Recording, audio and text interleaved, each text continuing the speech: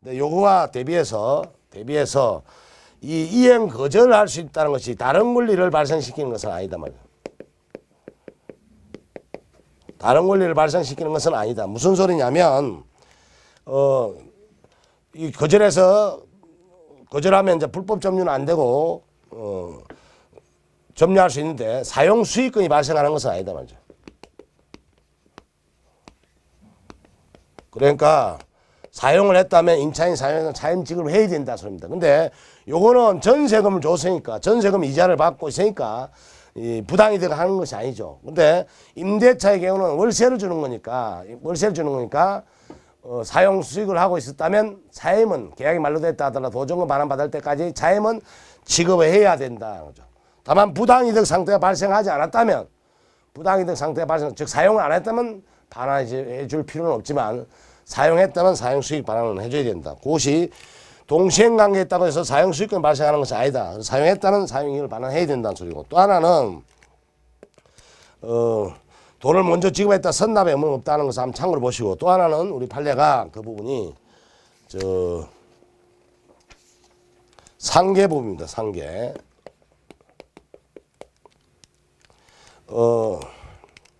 상계도 할 수 없습니다. 이 부분. 무슨 소리냐면 우리 수업에 안 했던 부분인데, 요거 2억이 있으면 갑은 잔금 채권이고, 요는 이전 소유권 이전 채권이 있죠. 청구권이란. 그럼 이게 동시행관계이기 때문에 서로. 근데 을이 이 사람한테 자 2억 채권이 있어요. 이제 갑은 이 대금 채권이 있잖아요. 이것에 대한 받을 것이 있고. 그러니까 이때 갑이 을한테 주는 2억하고 요거 받을 거하고 이 퉁치자라고 하는 것이 상계인데, 이 상계를 주장할 수 있는가? 할 수 없다. 왜냐하면 이 돈을 해버리면 을은 이 잔금은 원래 소유권 이전 등기될 때 줄 채권이죠. 근데 만약에 갑의 일방적으로 상계라는 것은 채무자가 일방적으로 퉁치자는 하면 소멸되는 것인데, 이 갑은 일방적으로 해버리면 이게 소멸된다고 그러면 을의 입장에서는 2억도 못 받고 이 소유권 이거 퉁치는 바람에 소유권 이전 등기도 못 받는 이런 불상사가 발생한단 말이죠. 즉 이 채권은 동시행 항변권이 붙은 채권이단 말이죠. 붙은 채권이니까 자기가 이행했을 때, 매도인 이전 등기했을 때 받을 수 있는 거니까 요거를 갖고 갑이 퉁치자라고 할 수 없다. 그래서 이건 안 된다라는 걸 주의해 주세요. 다만 이쪽에서 매수인 쪽에서는 할 수 있죠. 매수인 쪽에서는 내가 뭐 이거 하고 이거 까자 할 수 있다. 즉 이 사람 쪽에서 하는 것은 자동채권이라고 그래요. 이제 우리 상계 부분 오늘 여러분 시험 범위 아니까 자동채권으로 동시행항변 자동채권에서 자기 걸 가지고 충분친다 이 말이죠. 근데 을의 입장에서는 자기 받을 것 같고 동시행항변에 붙은 이 채권을 상계할 수 있다. 그거는 수동채권이라고 그래요. 그러니까 줄 것에 대해서는 동시행항변에 붙어 있더라도 이제 상계할 수 있지만, 받을 걸 가지고 동시행항변에 붙은 이걸 가지고는 상계를 할 수 없다는 거죠. 요거는 상계가 가능합니다. 그래서 기억할 때 동시행항변권이 붙은 채권을 자동채권에서 상계는 안 되고, 반대로 상대방 쪽에서 동시행항변권이 붙은 수동채권을 상대방 채권을 상계하는 것은 가능하다. 그래서 이럴 때 동작금지 이렇게 여러분들이 암기하시기 바랍니다. 이게 동시행항변권 붙은 자동채권은 상계할 수 없다. 그 내용이 여러분들 리얼의 내용이고, 성질상 동시행항변권 붙은 채권을 가지고 상계할 수 없다는 거. 그래서 그 동시행항변권의 권능과 두 가지를 이야기하는데, 원칙적으로 이렇게 다시 정리하면 이행 거절 권능입니다. 이행 거절 권능이니까 그로부터 채무불이행이 발생하지 않는다. 그러나 다른 권리는 발생하지 않는다. 사용했다면 사용이익은 반환해야 된다. 물론 사용하지 않았으면 사용이익은 반환할 필요는 없지만, 사용했다면 부당이득 상태 발생했으니까 부당이득으로 반환해야 된다. 또 하나는 동시행항변권이 붙은 부분과는 하나만 더 추가적으로 다른 권리가 발생하지 않는다고 안에서 하나만 더 이 소멸시효는 걸린다. 무슨 말이냐면 이것은 매매에 놓는 계약상 권리하고 이 계약상 권리와 쌍무계약에서 발생한 것으로 동시행 관계 앙변권 인정되죠. 그러니까 이 동시행 앙변권하고 동시행 앙변권부터 이 채권권하고는 별개죠. 이거는 동시에 주고받자는 별개에 걸리고 이거는 또 매매계약에서 발생한 걸리니까 별개에 걸리니까 요것은 이거 있다 하더라도 이 매매계약은 계약한 날부터 발생한 날부터 10년의 소멸시효 걸린다는 거예요. 동시행관계 있다 하더라도 이거는 동시행관계 있다는 건 상대방 줄 때까지 못 주겠다는 소리고 이 자체는 소멸시효 걸린다는 겁니다. 그래서 다른 권리는 발생하지 않는다고 하는 두 가지를 기억해야 되는데 우선 하나는 사용수익권이 발생하는 것이 아닌가 사용했다면 부당이득 반환해야 되고 또 동시행항변권이 있다 하더라도 동시행항변부터는 계약상의 권리 이 자체는 소멸시효 걸린다라는 걸 주의해야 된다. 추가적으로 상계 동시행항변권이 묻던 자동책으로 상계할 수 없다. 상계 금지 동작 금지 정도 기억하시면 되겠습니다. 그리고 마지막으로 이거는 이 동시행항변권이 묻은 이유는 당연히 우리 기본 강의에 했으면 동시행항변권이 묻던 이 본래의 기능 이거는 변제기와 도래하면 당연히 발생하는 것이지 당연히 발생하지 동시행항변권을 형사해야 발생하는 것은 아니다라는 것이 중요하다고 몇 번씩 강조했죠. 다만 이걸 이제 존재여다라고 했어요. 존재여고 형사여가 아니다. 행사해야 되는 것이 아니다. 동시행항변을 행사해야 비로소 발생하는 것이 아니다. 다만 예외가 있다 말이죠. 예외가 우리 판례가 음수표 있죠. 5천만 원, 1,000만 원을 채권자가 채무자가 이건 채권자고요. 이제 빌 주고 1,000만 원 빌 주고 약속금을 또는 당좌수표 이런 걸 꺼줬다. 이러면 이제 이를 갚더라도 이걸 안 받으면 약속금을 안 받으면 나중에 유통시키면 이 병이 받아가 소지자가 다시 청구하면 값이 또 줘야 된다. 그래서 이중직을 방지하기 위해서 우리 판례는 이 채무 변제와 이 채권정생 들어 음을 준 것 이건 동시행관계 있다라고 하면서 그러나 요거는 동시행관계 있다 하더라도 이 남의 돈을 쓰고 있으니까 사용하고 있으면 동시행관계 있다 하더라도 사용하고 있으면 이자는 지급해야 됩니다. 근데 이제 돈 달라고 청구해 올 때 요 사람 보고 당신이 이거 주면 이거 줄 때까지는 못 주겠다라고 주장하면 그때부터는 이자 지급하지 않아야 된다라는 것이 판례 입장입니다. 즉 채무 변제와 채무 정서로서 약속금을 발행한 경우에 그 약속금에 대해서 이제 줄 때까지 못 주겠다는 동시행항변권은 인정되지만 그 채무자는 그 돈의 이자에 대해서는 사용하면 사용료를 지급해야 된다. 다만 상대방이 청구해 오면 약속금 줄 때까지 못 주겠다라고 동시행항변권을 주장하면 그때부터는 이제 그 이자 지급할 필요 없다라는 것이 판례 입장이다. 그것이 당연료의 B입니다. A와 B.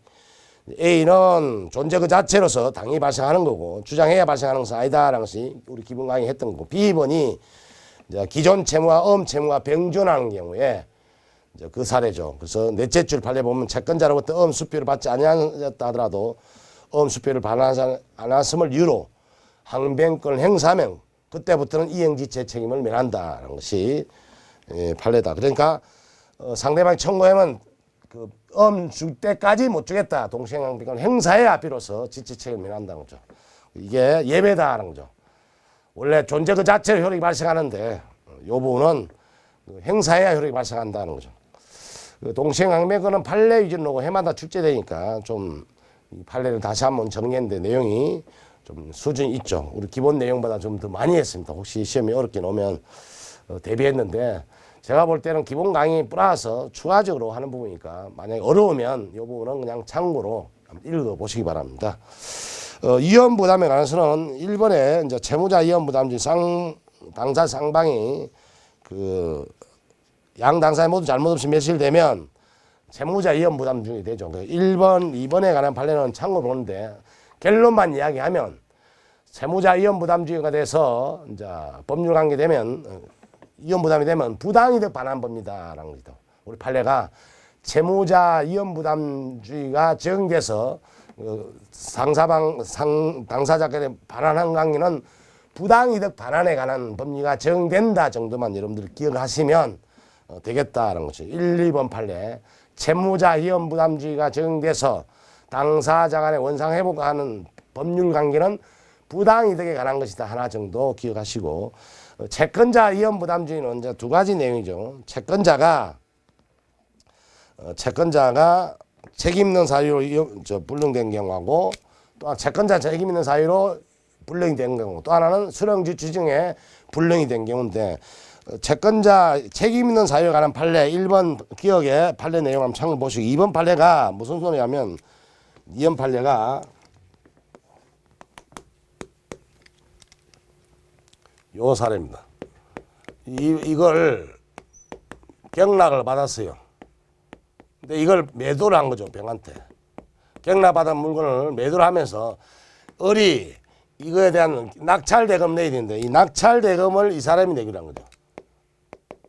낙찰대금을 매도를 하면서 팔았는데 매수인이 내기로 했는데 매수인이 이걸 안 내는 바람에, 낙찰대금을 안 내는 바람에 이 사람이 결국 이전을 못하게 됐죠. 이건 누구 때문에? 이 사람 때문에 발생한 거죠.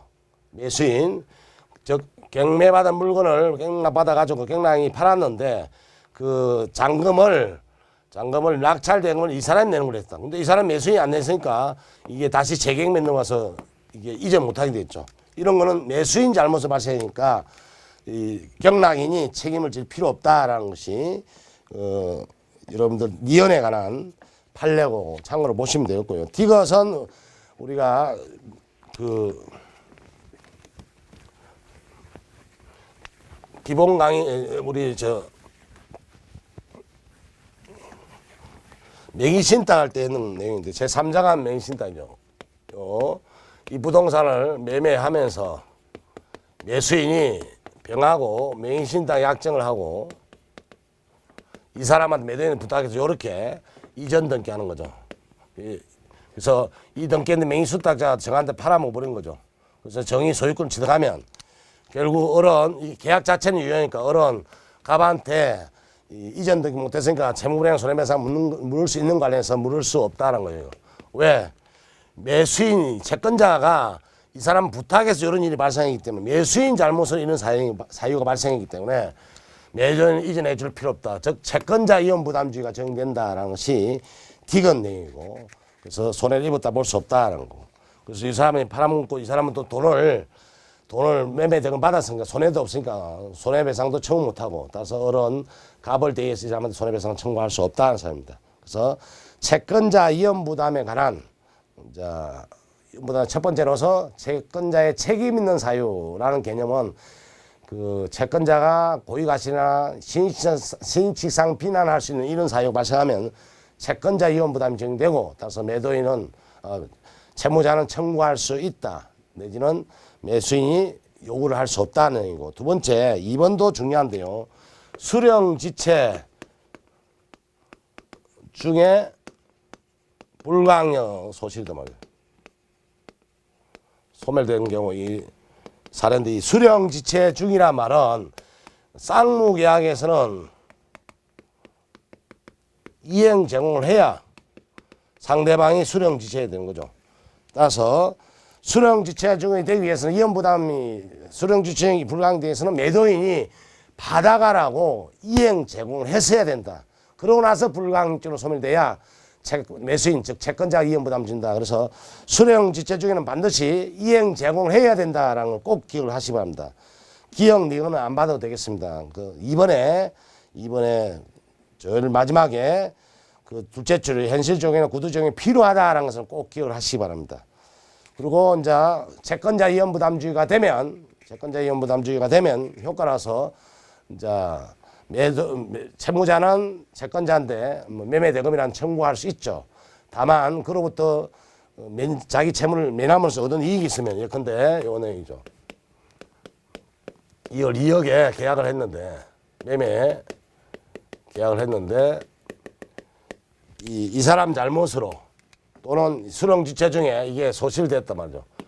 소실되면 이 사람한테 뭐 2억을 청구할 수 있죠. 다만 우리 법은 이 사람이 이전함으로써 양도세 내일인데 그 양도세를 이제 안 내게 되잖아요. 그러니까 양도세 뭐 500만 나오는데 그걸 이제 지급하지 않아도 되니까 그 부분에 대해서는 어른한테 반환해 줘야 된다. 자기 채무를 매남으로써 얻은 이익이 있으면 그는 청구할 수 없다는 거죠. 그것이 효과인데 그 부분 관련해서 이제 부당해고 문제입니다. 이게 관련된 판례가 부당해고입니다. 부당해고라는 것은 결국 누가 잘못했다? 사용자, 채권자 잘못으로 일을 못하게 됐으니까 부당해고한 경우는 임금을 지급해야 된다라는 거죠. 다만 이제 기업이 임금을 지급해야 된다라고 관련돼 그 매일 마지막에 사례에 이제 부당해고인데 이 해고해서 사용자가 이제 복무 지급해야죠. 근데 일 안 하면서 얻은 이익이 있으면 그건 반환해야 된다. 이익과는 그 처의 사건이다. 무슨 말이냐면 그 사람이 일을 할 때도 퇴근해서 처가 운영하는 과수를 가서 일을 해서 노임 상당의 이득을 얻었다. 그거는 부당해고로 인해서 얻은 이익이 아니다. 그래서 그는 반환 청구할 수 없다. 그 부분을 까고 청구할 수 없다는 사람입니다. 니은 부분은 노동조합 기금으로부터 받은 거니까 이거는 채무를 매담으로써 얻은 이익이 아니다는 거죠. 요 과수원 가서 일하면서 평소에 일하면서 과수원에서 받았던 돈 그 부분하고 또 노동조합 기금으로부터 받은 이제 해고됐으니까 놀고 있으니까 실업자한테 주는 노동조합 기금에서 돈 주는 것은 일을 안 함으로써 얻은 반사적 이익이 아니다. 채무를 매라면서 얻은 이익이 아니다. 따라서 이거는 공제할 수 없다라는 것이 니은 내용이다.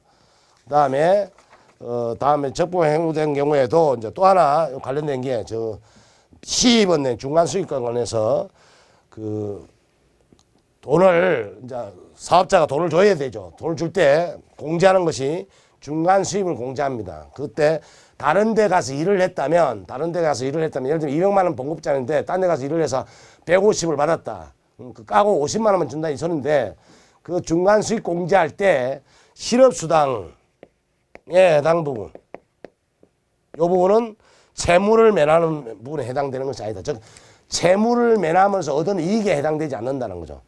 채무를 매하면서 얻은 이익은 이제 요새 일을 해고당해서 딴 데 일을 했잖아요. 그 일을 하면 그에 봉급받은 것이 이제 채무를 요 일을 하고 있으면 요 돈을 못 받았을 거 아닙니까? 일을 했으니까 채무를 매하면서 얻은 이익이다. 그 부분을 공제하는데 그때 공제하더라도 실업수당을 초과하는 부분만 공제해야 된다. 예금 때 실업수당이 60만 원이다, 50만 원이다.